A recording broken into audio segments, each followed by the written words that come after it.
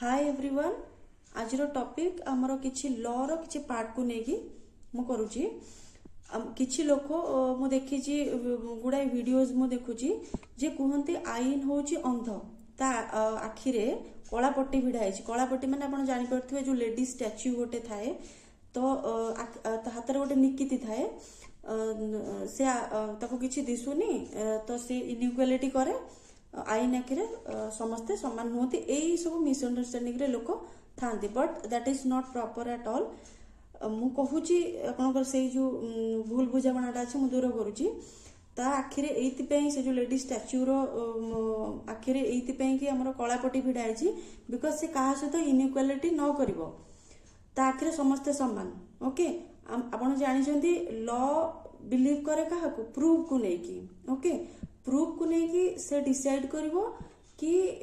को दोषी की दंड दिया जिवो और जो माने निर्दोष अछंती तांको प्रॉपर्ली तांको ठीक राइट्स दिया जिवो। बट जिनस होची एटा कि से जो प्रोफेशन रे लोक थांती किछिटा मिस यूटिलाइज करंती जहा द्वारा लोक माने कहंती जे नाही एठी निर्दोष भी दंड पाउछंती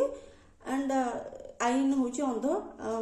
किछि आजिकली कहा पर किछि विश्वास भरोसा नाही बट ना आईन होची ठीक अछि बट तार यूटिलाइज लोक भूल करंती ओके किछि पैसा पत्र मामला रे हो नै कि बट तार उद्देश्य होची हमर जो कुआ जाय कि इक्वल प्रोटेक्शन ऑफ लॉ आपण भी जानी थिबे जे हमर फंडामेंटल राइट्स रे आर्टिकल 14 to 18 अछि ओके सेटा कोन ना that is related to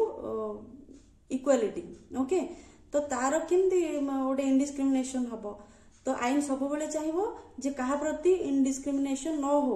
okay particularly जी निर्दोष सी ठीक रे ताको ट्रीट करा जाओ आ जी दोषी ताको दंड मिलू एतिकी डिफरेंस एटी रहउजी जे प्रूफ को प्रकार प्रूफ जदी ठीक अछि से सही हिसाब रे ही आईन काम करे कि आईन अंध नुहे ओके